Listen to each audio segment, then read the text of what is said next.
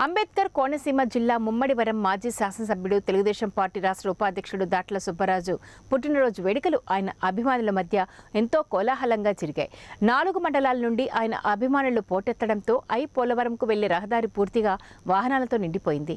వేలాదిగా తరలివచ్చిన అభిమానులతో మురుముల్లా పురవీధులన్నీ నిండిపోయాయి. అభిమానుల సందోహం మధ్య భారీ కేకును కట్ చేసిన బుచ్చిబాబు తన పుట్టినరోజు వేడుకలను జరుపుకున్నారు. అభిమానులు ఆయనను పూలమాలతో ముంచెత్తారు. భారీ బాణాసంచా కాల్చి తమ అభిమానాన్ని చాటుకున్నారు. తనపై అభిమానంతో వచ్చి తనకు జన్మదిన శుభాకాంక్షలు తెలియజేసిన అభిమానులందరికీ బుచ్చిబాబు ధన్యవాదాలు తెలియజేశారు.